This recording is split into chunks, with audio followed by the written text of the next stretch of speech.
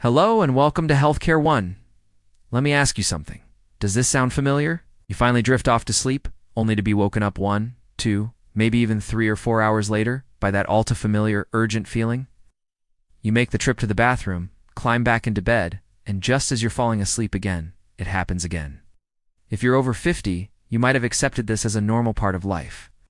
Habits that, with a little knowledge, you can change. We'll explore the 5 most common, yet often surprising, habits that sabotage your sleep and show you how to fix them one by one. We'll talk about the science behind why these changes work, from hormones to fluid dynamics. My promise to you is that by the end of this video, you will have a clear, practical, and natural action plan to start reclaiming your nights, starting tonight. You might have been told, "Oh, that just happens when you get older." Today, I want to challenge that idea. It impacts our energy levels the next day, our mood, our cognitive function, and even our safety. That sleepy nighttime walk to the bathroom is a major risk factor for falls in older adults. While waking up to urinate at night, a condition called Nocturia, is common. It is absolutely not something you have to accept as your new normal. This isn't just about the inconvenience. Broken sleep has profound effects on our health. The real issue is what I call the evening fluid fallacy. At night, it produces a crucial hormone called vasopressin, or ADH. Your body has to process that liquid, which means your kidneys stay active, your bladder fills up, and the release of vasopressin is suppressed.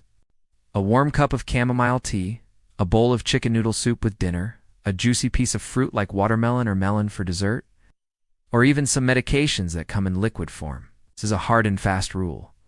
No significant fluids for at least 3 hours before your intended bedtime. If you go to bed at 10 p.m., your liquid curfew starts at 7 p.m. All of these contribute to your bladder filling up precisely when you want it to be quiet. Think of vasopressin as your body's natural sleep through the night signal. It tells your kidneys to slow down urine production, allowing your bladder to rest so you can get deep, restorative sleep.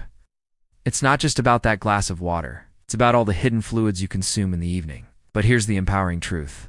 For a vast majority of people, Nocturia isn't caused by a serious underlying disease, but by a collection of simple, everyday habits. In this deep dive video, we are going to move beyond the simple advice. There are 2 culprits here: the timing of your dinner and the content of your dinner. Keep a very small glass of water, no more than a few ounces, by your bedside. This activity can stimulate the kidneys and interfere with your body's transition into deep sleep. Have you ever noticed that your ankles are a little swollen at the end of the day? It's often due to fluid retention, a process driven by high sodium intake. During the day, while you're upright, gravity pulls that excess fluid down into your lower extremities. Many foods, even healthy ones, are natural diuretics.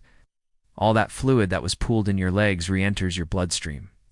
Think baked chicken or fish, steamed vegetables like carrots and broccoli, and complex carbohydrates like sweet potatoes or quinoa. Save the salty processed foods, the high-sodium sauces, and the diuretic-fried salads for lunchtime.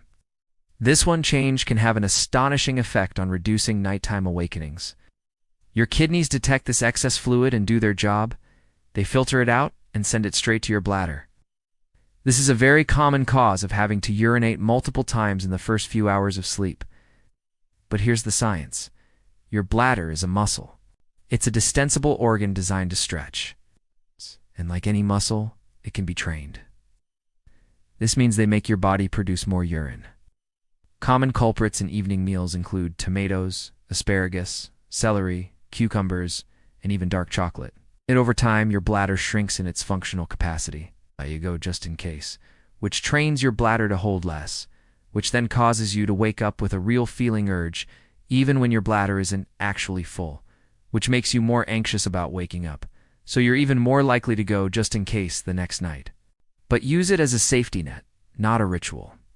By only urinating when you truly need to, you will gradually retrain your bladder to hold more, allowing for longer, uninterrupted stretches of sleep. Your brain-bladder connection gets rewired to signal urgency at much smaller volumes. You are essentially creating an overactive bladder through habit. The rule is the same as our liquid curfew. Aim to finish your dinner at least 3 to 4 hours before bed. It's the just-in-case bathroom trip, right before you turn out the lights. Only go to the bathroom when you feel a genuine, undeniable urge. If you're unsure, try distracting yourself for 15 minutes. Read a book, listen to some music. More often than not, you'll find the feeling passes. Use it for tiny sips, just to wet your mouth, or to take a necessary pill. How you sleep and how you support your body can directly influence your bladder and circulation. About an hour before you plan to go to sleep, lie down on your bed or the couch. It encourages all that pooled fluid from your legs to re-enter your circulation before you go to sleep. Your kidneys will then process this fluid, and you'll likely have one final significant trip to the bathroom before you even try to sleep. You're effectively emptying the tank that would have otherwise woken you up at 2 a.m. and elevate your legs on a few pillows, so they are higher than your heart. Do this for 30 to 60 minutes while you read or relax. When you lie flat, that fluid redistributes. A poor sleep position can accelerate this process and put direct pressure on your bladder. The key is to shift the bulk of your hydration to earlier in the day. Front-load your water intake in the morning and afternoon. This relieves internal pressure and promotes better circulation all night long. This gives your kidneys all day to do their job, so they can rest at night, just like the rest of your body. Before we begin, help us build our community here at Healthcare One.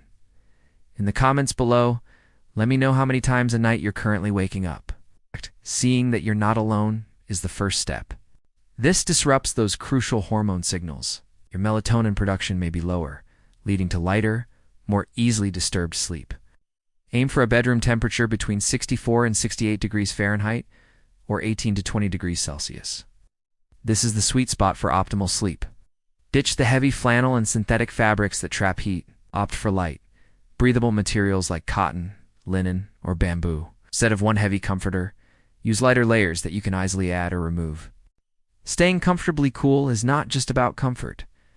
It's about giving your body the right hormonal signals for a deep, dry night. Use a fan if you need to. And your vasopressin levels may not rise as they should, meaning your kidneys continue to produce urine at a daytime rate. And if you believe in taking control of your health with practical, science-backed information, please take a moment to subscribe to our channel and click the bell so you never miss a video. Might sound strange, but the temperature of your bedroom can absolutely affect how often you wake up to pee. Alright, let's get started with the single biggest culprit behind those nighttime trips to the bathroom. Sleep on your side with a pillow between your knees or on your back with your knees supported. To initiate and maintain deep sleep, your body needs to slightly lower its core temperature. This temperature drop is a key signal for your brain to produce both melatonin, be consistent, and you will be amazed at the difference it makes. If you found this video helpful, please give it a thumbs up and share it with anyone you think could benefit. You don't need complicated treatments. You just need to work with your body's natural rhythms, not against them. And that all-important vasopressin. Habit number 1.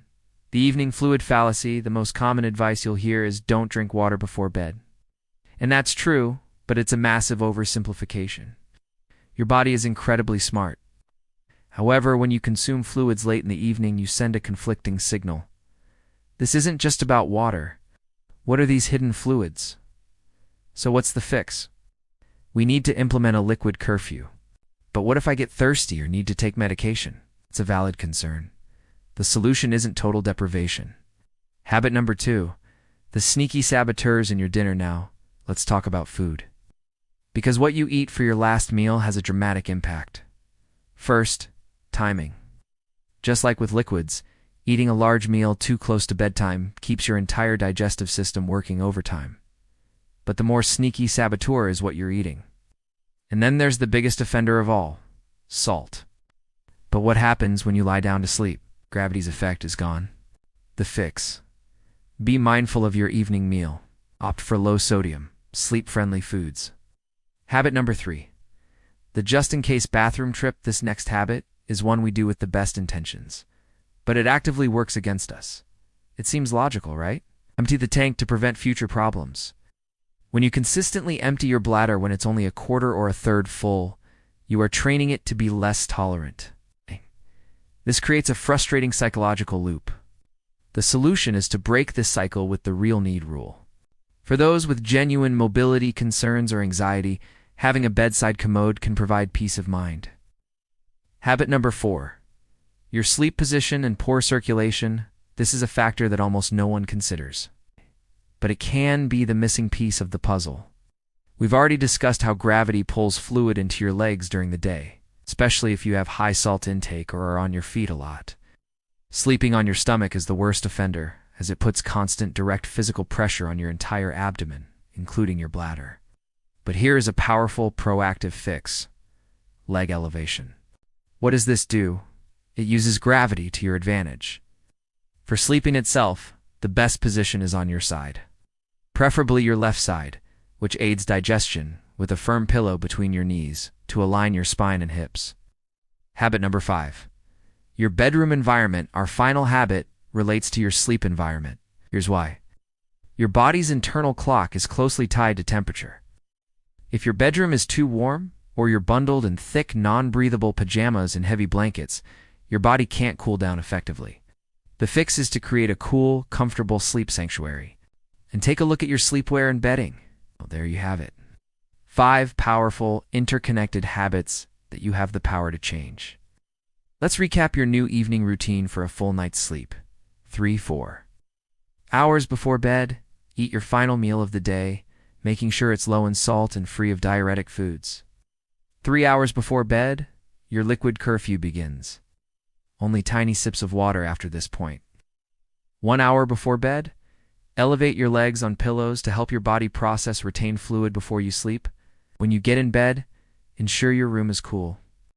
And most importantly, only go to the bathroom when you have a real urge. Break the just-in-case habit. I know this seems like a lot, but start with just 1 or 2 of these changes. Thank you for joining me today at Healthcare One. Here's to a future of peaceful, uninterrupted nights. You truly deserve it. Sleep well.